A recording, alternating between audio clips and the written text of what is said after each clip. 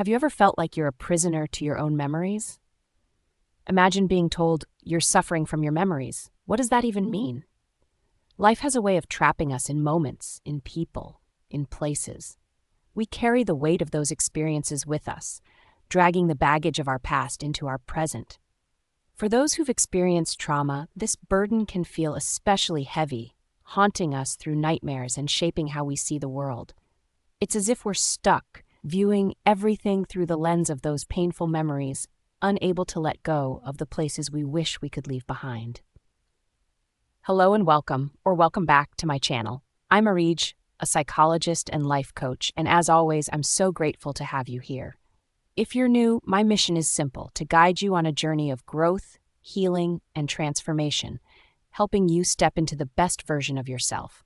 For exclusive content, in-depth courses, and personal coaching, don't forget to check out my Patreon. It's a space where we dive deeper into personal growth and create lasting change together.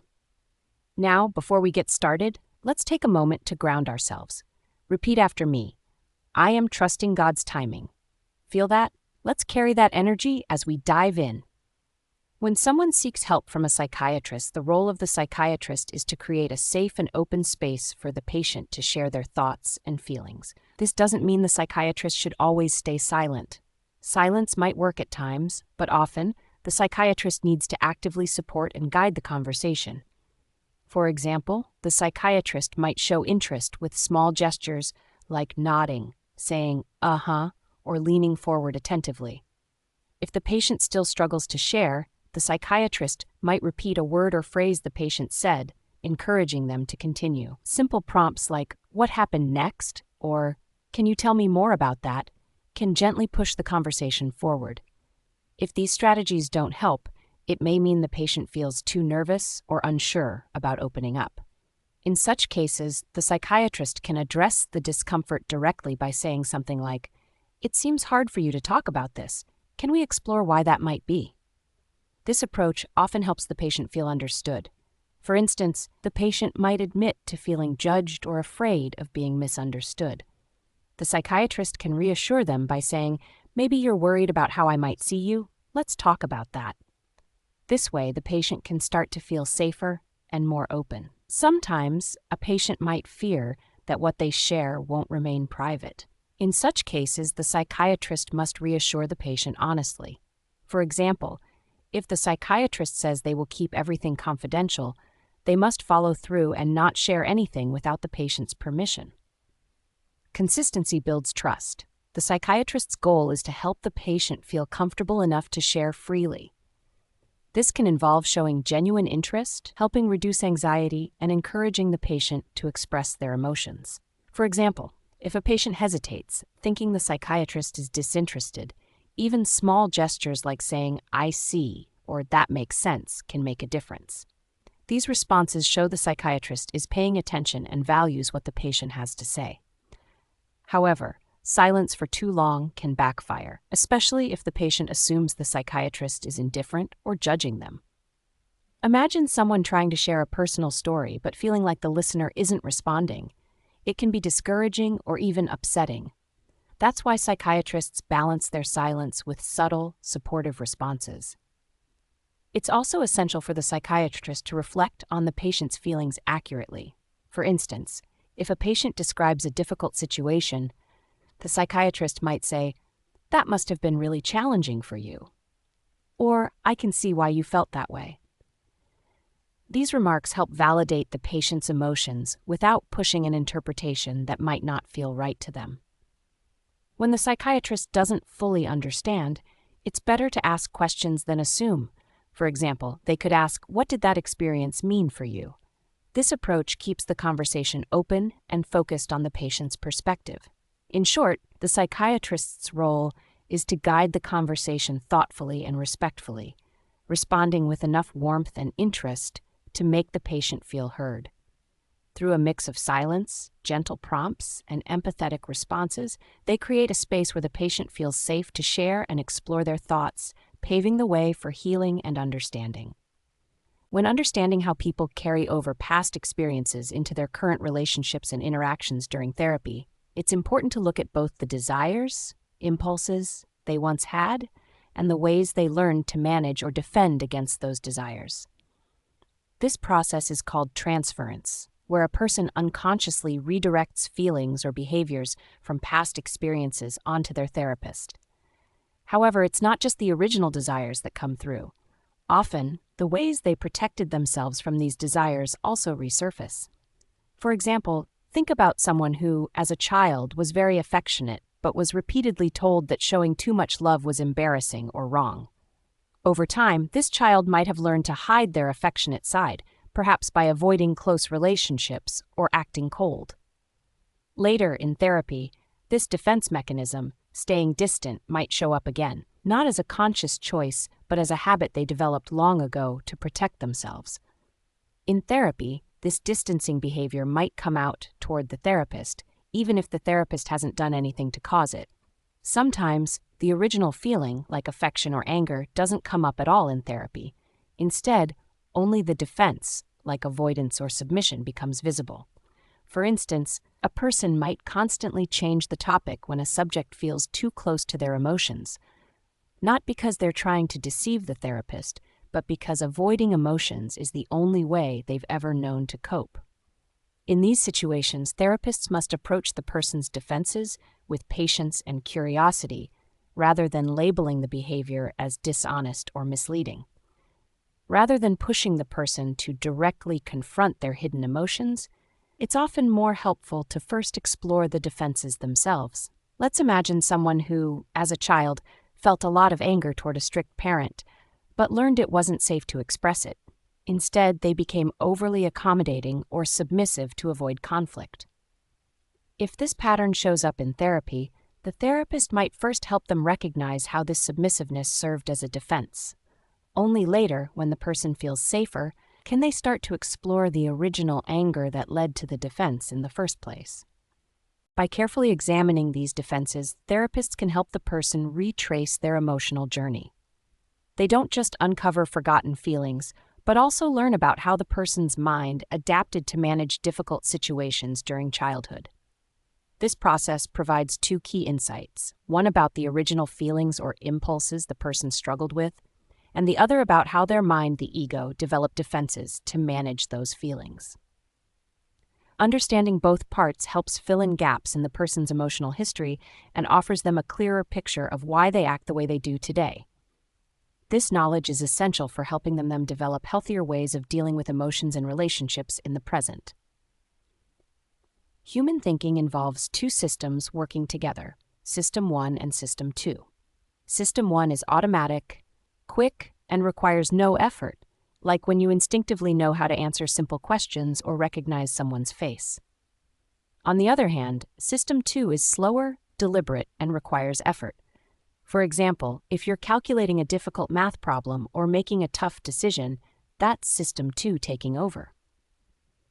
But here's an interesting twist. While System 2 likes to think it's in charge, most of the time, it's influenced or guided by the fast and instinctive System 1. System 2 also tends to be lazy, doing only as much work as necessary to get the job done. You can feel your System 2 working hard with a challenging task, like trying to mentally add 1 to each digit in a string of numbers, such as changing 5294 into 6305. This may not sound hard at first, but keeping up a steady rhythm makes it exhausting. The harder the task, the more effort it demands, and this effort is physically reflected in your body. Your pupils dilate, your heart rate increases, and you can feel your mental energy being drained. Think of it like sprinting for your brain. Even though you're not moving physically, your body reacts as if you're under strain. A psychologist named Eckhard Hess discovered that pupil size is a great indicator of mental effort. When people work on difficult tasks like multiplying two-digit numbers, their pupils get bigger. The harder the problem, the more the pupils expand. Hess even noticed that pupils dilate in response to beauty or interest, which is why substances like belladonna were historically used to make people's eyes look larger and more attractive. A fascinating experiment involved tracking pupil changes as participants performed tasks like add 1 or add 3. Researchers found that pupil size followed the difficulty of the task. It expanded as effort increased, peaked during the most demanding moments, and shrank when the task ended or became too overwhelming. For example, if participants were asked to hold more numbers in their memory than they could handle, their pupils stopped dilating, signaling that they had given up. This shows that mental effort has limits. Your brain can only handle so much at once. Another experiment revealed how mental effort can make people temporarily blind to other things around them. Participants working on Add 1 tasks were also shown rapidly flashing letters, like the letter K, but many failed to notice it when they were most focused on the task. This is similar to the invisible gorilla experiment, where people miss obvious details because their attention is fully occupied. These findings show how intense focus on one task can block out other information, even if it's right in front of you. Pupils act like a mental energy meter, similar to how an electricity meter measures power use. When you decide to focus on a task, your brain draws just enough energy to complete it, but you can't force it to do more than it's capable of. For example, if someone asked you to remember a number like 9462 for 10 seconds, you could try as hard as you want, but it wouldn't require as much effort as solving an Add 3 task with the same digits. Just like running a toaster or turning on a light uses only the energy it needs, your brain allocates effort based on the task's difficulty, not how much you want to succeed. Understanding these two systems helps explain why some tasks feel effortless while others leave you mentally drained, and it highlights the limits of human attention and cognitive capacity. Everyday activities, like chatting with a friend, barely use System 2. It's like a leisurely walk, but when you're solving tough problems or learning something new, your mind might feel like it's in a sprint. Recognizing when your brain is working hard can help you manage your energy better and approach challenges more effectively. Trauma can profoundly affect how people see themselves, others, and the world, often leaving a deep and lasting impact. For instance, when someone close to us is taken away, it can feel like a part of who we are is also gone, especially the parts tied to trust, goodness, and honor. Trauma, whether caused by something we've experienced or something we've done, can make it incredibly hard to connect with others. After experiencing something horrific, it's natural to struggle with trust, trusting oneself, others, or even the idea of closeness. For some, intimacy becomes overwhelming because the memory of betrayal or harm overshadows the idea of feeling safe or loved. People who have lived through trauma often wrestle with feelings of shame. This shame might be tied to things they did or didn't do during a traumatic event.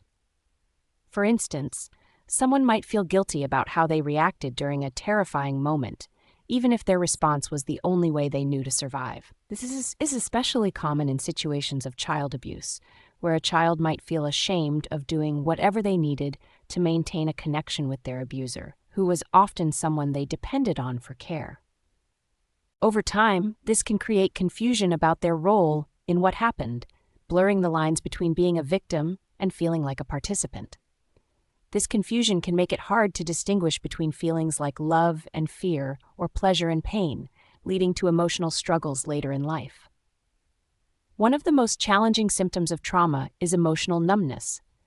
This means not being able to feel love, joy, or connection, even when surrounded by people you care about.